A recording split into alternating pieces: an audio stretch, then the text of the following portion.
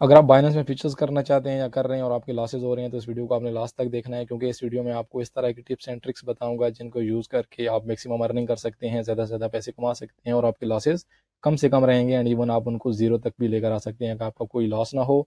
अभी हम लोग बात कर रहे हैं बाइनेंस फ्यूचर्स की। सबको मालूम है यहाँ पर लेवरेज इन्वॉल्व रहती है, यहाँ पर मार्जिन इन्वॉल्व रहता है और यहाँ पर लिक्विडेशन होती है। तो जहाँ मैक्सिमम अर्निंग हो सकती है वहाँ पर मैक्सिमम लॉसेज भी होते हैं और हो सकते हैं। तो इन सारी चीज़ों को अवॉइड करने के लिए हम लोगों ने हमेशा ये टिप्स एंड ट्रिक्स फॉलो करनी है।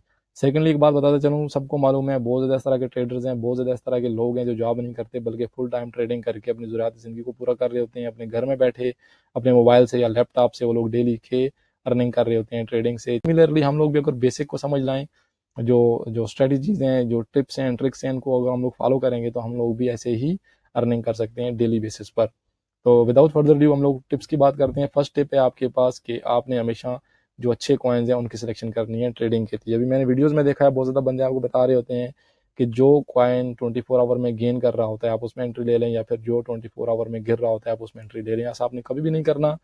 कुछ रीजंस की वजह से या कुछ जगह पर ये जो कंसेप्ट है शॉर्ट टाइम के लिए यूटिलाइज कर सकते हैं, फ़ायदा भी आपको दे सकता है। लेकिन एक बात आपने हमेशा याद रखनी है, कोई कॉइन जो इंक्रीज़ हो रहा है लाजम नहीं है कि कल भी इंक्रीज़ हो, और कोई भी कॉइन जो आज गिर रहा है लाजम नहीं है कि कल वो रिकवर हो जाए। हो सकता है वो कल भी गिरता रहे। तो ये सारी चीज़ें माइंड में रखनी है। तो कॉइन सिलेक्शन का मतलब क्या है कि आपने वो कॉइन सेलेक्ट करना है कि जिस कॉइन के बारे में, जिस कॉइन के बिहेवियर के बारे में, उसके बैकग्राउंड के बारे में आपको नॉलेज हो, आपको थोड़ा इल्म हो। फॉर एग्जाम्पल मैं केक की एग्जाम्पल देता हूँ।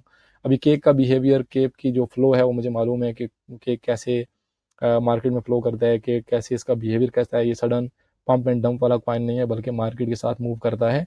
तो ऐसे ही मुझे कॉइन्स का थोड़ा नॉलेज होना चाहिए। मैंने सेफ एंड सिक्योर कॉइन को सिलेक्ट करना है, बल्कि पंप एंड डंप वाले कॉइन्स पर कभी बेट नहीं लगानी। वो प्योरली गैम्बलिंग है। कभी कभी शॉर्ट टर्म के लिए हम लोगों को प्रॉफिट दे जाती है, लेकिन लॉसेज भी हम लोगों के बहुत ज़्यादा लॉसेज हो सकते हैं अगर हम लोग पंप एंड डंप वाले कॉइन्स में एंट्री ले रहे हैं। तो आपने हमेशा कॉइन सेलेक्ट करना है जो कॉइन मार्केट के साथ मूव करे। अगर आप मेरी सजेशन पूछ रहे हैं, मुझे पूछ रहे हैं कि कौन सा कॉइन चूज़ करूंगा मैं, तो मैं बिटकॉइन कैश हो गया या इथेरियम हो गया या फिर BNB हो गया या केक हो गया, इस तरह के कॉइन्स पर हमेशा बेट लगाऊंगा, क्योंकि इन कॉइन्स का बिहेवियर, इन कॉइन का बैकग्राउंड सारा मुझे मालूम है।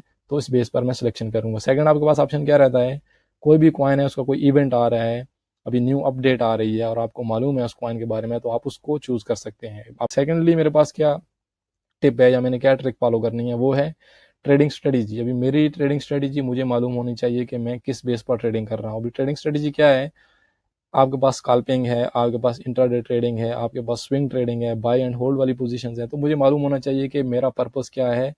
अभी मेरी ट्रेडिंग स्ट्रेटेजी मुझे क्यों मालूम होनी चाहिए, क्योंकि मैं अपनी ट्रेडिंग को ओपन रखना चाह रहा हूँ या फिर अभी इसको with in a day close कर दूंगा, या मेरे पास फंड्स कितने हैं, ये सारी चीज़ें मुझे मालूम होंगी। उस हिसाब से मैं पोजीशन ओपन करूंगा। पोजीशन का साइज़ हमेशा मैटर करता है। अगर मेरे पास ओनली इधर $50 है और मैं $50 के बदले में $1000 की या फिर $2000 की मैं अगर पोजीशन ओपन कर लेता हूँ, तो ऑफकोर्स मार्केट थोड़ी सी भी स्लिप होती है तो मैं लिक्विडेट हो जाऊंगा। तो इसलिए मैं इस तरह की गैम्बलिंग नहीं करूंगा, बल्कि अपनी जो ट्रेडिंग स्ट्रेटेजी है उसको फाइनलाइज करूंगा कि मैंने 5 मिनट, 10 मिनट, 1 घंटा, 2 घंटा मार्केट में रुकना है, या फिर मैंने 1 दिन, 2 दिन, 4 दिन या एक हफ्ता रुकना है। इन केस अगर मैं स्काल्पिंग कर रहा हूँ तो ऑफकोर्स मैं हमेशा मार्केट को लोअर फ्रेम पर चेक कर रहा हूँ 15 मिनट या फिर इससे भी कम।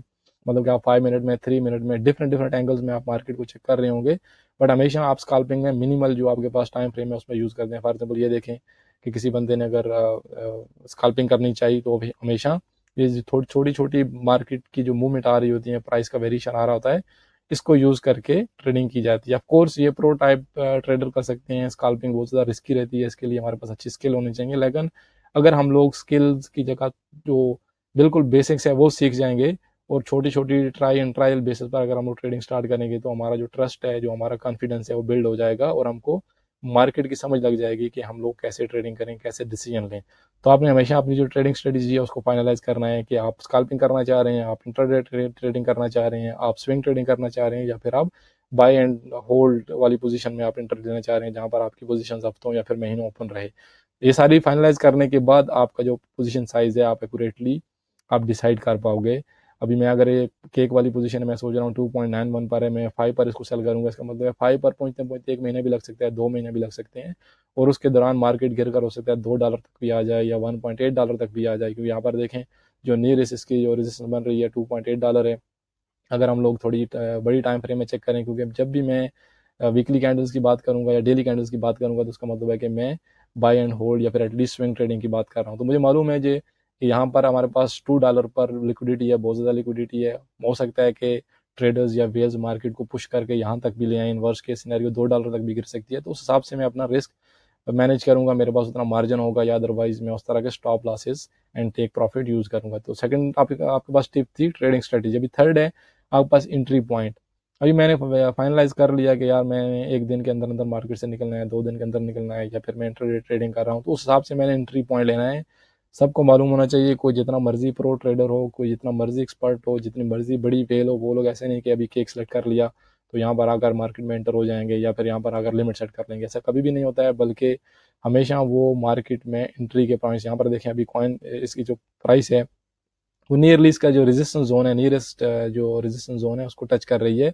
हो सकता है यहाँ से मार्केट बाउंस बैक हो जाए, क्योंकि कभी भी रेजिस्टेंस पर प्राइस पहुंचती है तो हम लोग मार्केट से एग्जिट हो जाते हैं, और कभी भी सपोर्ट लेवल पर होती है और सपोर्ट को ब्रेक करने के बाद दोबारा जो ही सपोर्ट पर आती है तो हम लोग उस टाइम पर बाई लॉन्ग की एंट्री ले लेते हैं। और ये वाला जो जोन रहता है मोस्टली अगर सपोर्ट से रिजेक्शन हो जाए तो वहाँ पर हम लोग सेल शॉर्ट की एंट्री लेते हैं। तो इस तरह मैंने कभी भी जो ही मैं अपना बाइनेंस ओपन किया, अपना इंटरफेस ओपन किया, तो डायरेक्टली मैं कभी भी इंटर नहीं हो जाऊंगा, लेकिन मैं जो अच्छा एंट्री पॉइंट है उसका वेट करूंगा। हो सकता है उसमें घंटा लग जाए, एक दिन लग जाए। कभी कभी ट्रेडर्स पूरा पूरा दिन सिस्टम पर बैठने के बाद उनको अगर अच्छा एंट्री पॉइंट ना मिले तो वो लोग ट्रेडिंग नहीं करते, बल्कि छोड़ के चले जाते हैं, क्योंकि अगर उनको प्रॉफिट हुआ या नहीं हुआ, एटलीस्ट उनका लॉस नहीं हुआ। तो हमेशा आपने जो एंट्री पॉइंट्स हैं वो आपने आइडेंटिफाई करने हैं और उन्हीं पर एंट्री लेनी है। बिल्कुल से जो सिंपल होता है वो सपोर्ट एंड रेजिस्टेंस वाला कंसेप्ट है, जो बिल्कुल बिगिनर्स के लिए और न्यू ट्रेडर्स के लिए होता है कि आपने सपोर्ट एंड रेजिस्टेंस पर ट्रेडिंग कर रहे होते हैं। मैंने आपको बोला कि मार्केट गिरने के बाद कुछ अच्छा ट्रेंड नहीं है, लेकिन यहाँ पर देखें मार्केट गिरने से पहले एक बहुत ही अच्छा जोन था ट्रेडिंग का, जहाँ पर ट्रेडर्स ने काफ़ी अच्छे खासे प्रॉफिट्स बनाए हैं। क्योंकि अगर आप इसको 1 आवर में देखेंगे तो यहाँ पर देखें कि नियरली जो प्राइस थी $3.2 से लेकर ऑलमोस्ट $4 तक का जो जोन था, या 3.8 का जो जोन था, यहाँ तक अच्छी खासी ट्रेडिंग हुई है और लोगों ने अच्छे खासे प्रॉफिट्स भी बनाए हैं। तो आप सपोर्ट एंड रेजिस्टेंस वाला जो कंसेप्ट है इसको थोड़ा सा अंडरस्टैंड करके इसकी बेस पर भी ट्रेडिंग कर सकते हैं।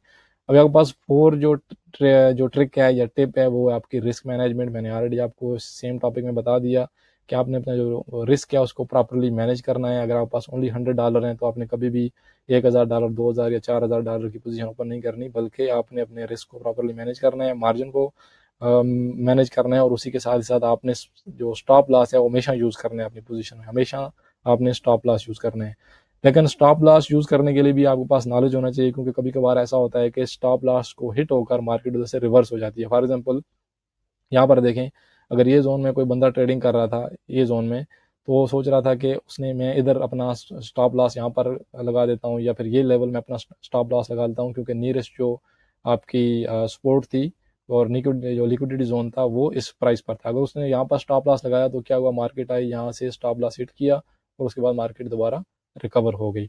सिमिलरली कि यहाँ पर देखें मार्केट जब गिरी भी तो जो ही इसने सपोर्ट को ब्रेक किया तो उसके बाद ऑफ कोर्स जितने भी ट्रेडर्स हैं वो लोग इधर एंट्री नहीं लेंगे, बल्कि इसको ब्रेक जो ही ये जोन है दोबारा ऊपर की तरफ ब्रेक होता है तो उस टाइम पर वो लोग बाई लॉन्ग की एंट्री ले लेंगे। अगर इधर से नीचे की तरफ ब्रेक होता है तो मोस्टली सेल चार्ट का ही ऑप्शन बनता है, और उसके बाद वो लोग जो नियरेस्ट लिक्विडिटी जोन है, बिल्कुल देखें मार्केट उस प्राइस पर पहुंची है 2.84। ये एक चैनल है, पूरा जोन नहीं है, यहाँ पर एक चैनल ड्रा कर सकते हैं।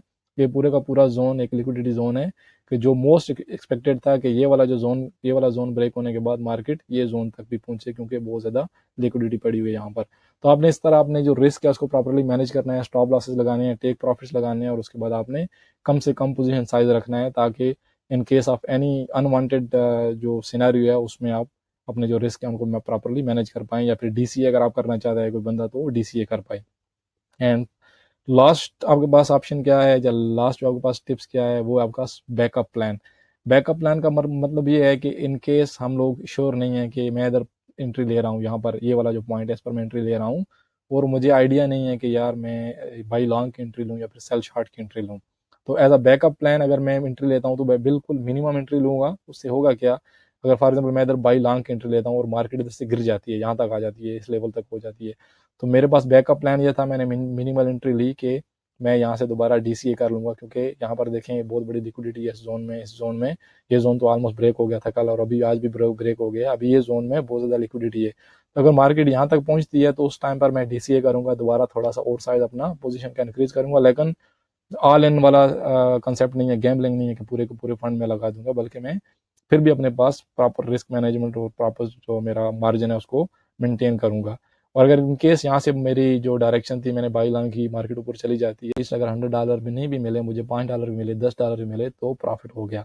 तो मेरा जो पर्पस था वो हल हो गया, मुझे प्रॉफिट मिल गया, मेरा लॉस नहीं हुआ। और इन केस अगर मार्केट मेरी जो प्रिडिक्शन थी उसके खिलाफ जाती है, नीचे गिर जाती है, तो एटलीस्ट मैं लिक्विडेट नहीं हुआ, या फिर अगर मैं माइनस में भी हूँ तो कम से कम पोजीशन या कम से कम लॉस में हूँ, और मैं कभी भी इसको दोबारा DCA कर सकता हूँ, या दोबारा अपनी नियरेस्ट जो मार्केट प्राइस है उसके करीब लेकर आ सकता हूँ, क्योंकि मैंने अपने लिए बैकअप प्लान रखा। ये टिप्स थी आप लोगों के लिए, स्पेशली उन लोगों के लिए बिल्कुल बिगिनर हैं। आपने हमेशा फॉलो करना है इनको, हमेशा अच्छे कॉइन्स की सिलेक्शन करनी है, अपनी जो ट्रेडिंग स्ट्रेटेजी है उसको आपने टेस्ट करना है, चेक करना है, फाइनलाइज करना है। आपने एंट्री पॉइंट्स जो है अच्छे एंट्री पॉइंट्स आइडेंटिफाई करने हैं, आपने अपने रिस्क मैनेजमेंट को प्रॉपर करना है, और आपके पास हमेशा बैकअप प्लान होना चाहिए। इसके साथ हम लोग नेक्स्ट वीडियो में बात करेंगे कौन से इस तरह के कॉइन्स हैं जो फ्यूचर्स ट्रेडिंग के लिए, स्पॉट ट्रेडिंग के लिए बेस्ट रहते हैं, कौन सा अच्छा टाइम है जिसमें आपको ट्रेडिंग करनी चाहिए, या कौन से टाइम में मैक्सिमम जो प्राइस है वो वोलेटाइल रहती है। ये सारी चीज़ें हम लोग डिस्कस करेंगे। अगर किसी बंदे को ऐसा लगा हो कि मैं आपको कुछ सीखने में मदद कर रहा हूँ, तो प्लीज़ चैनल को सब्सक्राइब कर दें, वीडियो में कमेंट कर दें, लाइक कर दें, एंड कुछ सजेशन हो तो कमेंट सेक्शन में लिख दीजिए। इसके अलावा किसी और टॉपिक पर अगर आप वीडियो देखना चाहते हैं या कुछ पूछना चाहते हैं, तो प्लीज़ आप कमेंट सेक्शन में लिखें, उस टॉपिक पर मैं वीडियो बनाकर सब लोगों के सामने रखूँगा। थैंक यू सो मच, अपना ख्याल रखिएगा, मिलते हैं नेक्स्ट वीडियो में। अल्लाह हाफिज़।